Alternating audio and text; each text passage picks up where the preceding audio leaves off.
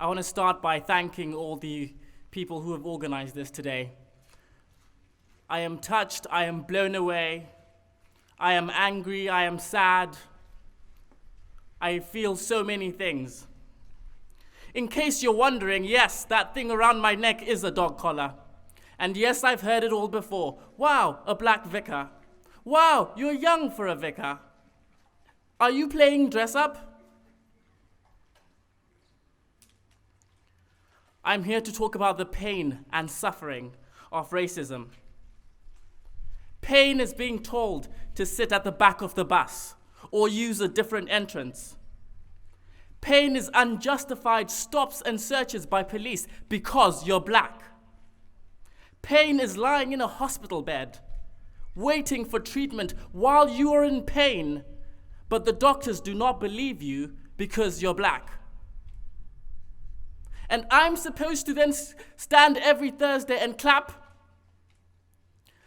I'm a person who has sickle cell anemia, and I'll educate you a little bit. It's a blood disorder, which means that my red blood cells do not carry enough oxygen around my body and also crumble regularly. So as a result, my arteries and veins get clogged. And so I suffer from systemic constant pain. So much so that I'm allowed by medical prescription to have morphine at home. So when I am making the decision to go to A&E, it's because it's life-threatening.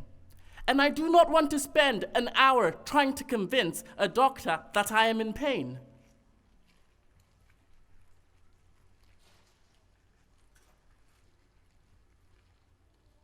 Pain is being told that we are constantly at a disadvantage when we start out in life. And so as a result, we suffer. We suffer as a group.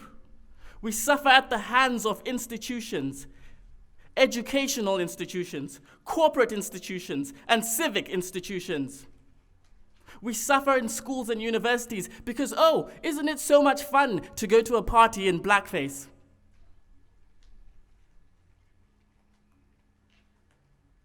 We suffer at places of work where we seem to never get ahead. We suffer because we are picked on and bullied. And we suffer at the hands of the police and the government.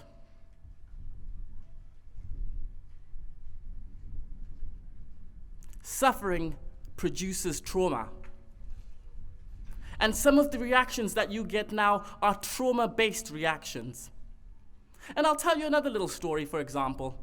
Because I am a vicar, and because I've suffered so much pain in my life and disappointment when I go to hospitals, when I am doing my job, looking after the elderly, visiting the sick in hospitals, do you know what I have when I enter a hospital? A trauma response. The hairs on the back of my neck stand up. And something in my body and my unconscious psyche tells me that you should not be in this place because I've suffered so much pain there. And yet I'm supposed to be the person who goes to comfort your grandfather, your grandmother, the old, the aged. So the circle comes around, doesn't it? We suffer because we're vulnerable.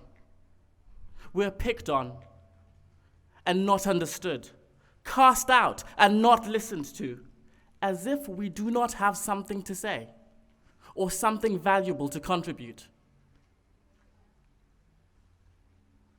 You know it, and I know it. That is systemic racism. Normally, every Sunday morning, I open the good book to try and find some words of inspiration for my parishioners. This morning I didn't do that. I thought rather perhaps to remind you of words of men, great men who have gone before us, and let those words ring out in our ears. Do you remember that in MLK's speech? He said, "When I have a dream, I dream that slave owners' children and slaves' children one day will be able to sit together as brothers and sisters." Let that ring out in your ears. One day, slave owners' children and slaves' children's children may be able to sit together as brothers and sisters. He's talking about equality. Where is that equality today? A man close to my own heart from a neck of the woods where I grew up. Nelson Mandela even said himself, I fight against white domination. I fight against black domination because I fight for equality. Interestingly, and the irony is not lost on me, by the way, he also went on to say that anyone who changes their principles depending on who they are dealing with and speaking to is a person who is not fit to govern or to lead. And yet we have leaders who call women and children and men of different faiths terrorists. Where is the equality in that? And so I say to you, in a way that you'll understand it, dear white people, do or do not. There is no try. FYI, putting a black square on Instagram is not enough. I'll just say that again. Putting a black square on Instagram is not enough unless you are prepared to stand up in your schools, to stand up in your places of work, to stand up against your own government.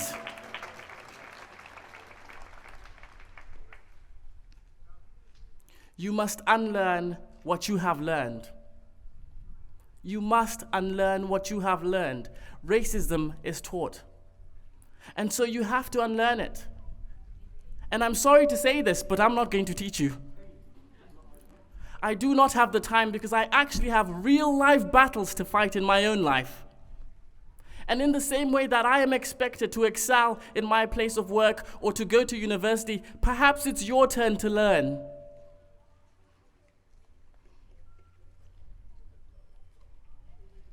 And pass on what you've learned. Pass it on. Knowledge has to be shared. Dear black people, tell your stories. Because it is in the telling of each other's stories that we build each other up and the conversation keeps going. So dear black people, continue to tell your stories.